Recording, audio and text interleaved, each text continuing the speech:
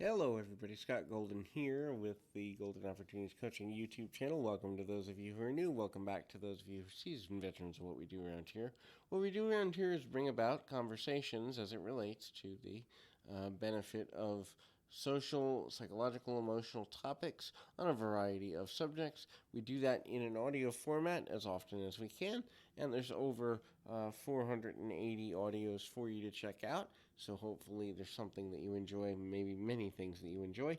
And if you would be so kind as to share this with friends, family, and people that you care about, so we can get to 1,000 subscribers, maybe give some money to charity, do some good things, make a difference, and all that good stuff. That'd be awesome. In any event, if you are looking to strengthen your friendships or core relationships in general, I am working with new clients. Would love to make 2021 important and impactful for you. So go to the About Me section of this webpage here on YouTube, or go to @POPerception on Twitter. We can set something up and make that happen. Today we're going to talk about things to consider in friendships. And there's about 6 to 8 things I want to cover in this audio. So a friend that's worth keeping is basically the idea around situations here and for this audio. First is they're supportive of you in all of your life experiences. Now, this doesn't mean that they agree with you, and a lot of people get confused between agreement and support.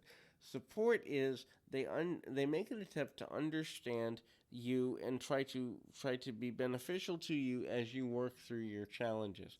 This does not mean they always agree with your viewpoint. This doesn't actually mean they always help you out, especially if they think that you're going to be self-destructive in some way or negatively affect yourself. But they will try to be there consistently on an emotional and if possible, physical level, and provide for you physical and emotional support as continually as they can without losing their own identity. If a person's more worried about what's going on in your life than their own, sooner or later they are going to resent you, by the way.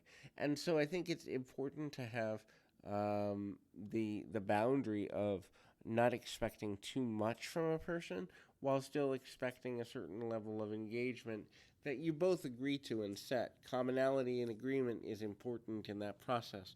The next thing is through being with them or being around them, you can heal whatever's going on in your life that's negative.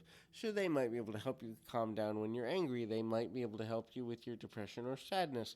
They might be able to redirect you during a panic attack. But the idea here is that your involvement with them as a person leads you to be a stronger person overall because they help you heal parts of yourself, be they short-term, medium-term, or long-term, that have affected you and that you're trying to kind of get past or get through. Notice I didn't say get over, because there are some people, especially with trauma core challenges, who never get over things, but they learn how to get past or get through them. The next is you can be doing anything with them and enjoy it more because they're part of the process. Anything could mean sitting on the couch watching TV, laying in the middle of your bedroom, talking about what you had for dinner 2 weeks ago. It doesn't matter what you're doing. You could be at the top of a roller coaster or the bottom of a mountain. Regardless, when you're with them, your life is enhanced and they feel the same way. This is because they get you. They understand the positive and negatives of your relationship. They understand your goals, your dreams, your aspirations, your fears, and your strengths and weaknesses. And they accept the piece that is you all the time. And they also accept that you are going to, in fact, change over time, and they're willing to meet you in the middle. In other words, learn how to be there for you without kind of jumping away or moving away from that situation. The next thing is distance and time apart doesn't kill the friendship. This is especially important. Life goes through different phases. We're different persons in middle school than we are at the end of high school. We're different persons in high school than we are at the end of college. We're different persons when we become parents and homeowners than we were when we were more carefree. And the friendship doesn't change. It may change form, but it doesn't change in terms of integrity, even through those life changes. The distance and time doesn't kill things. That's because you click and understand each other without judgment, and you learn to fit each other in through the different phases of life.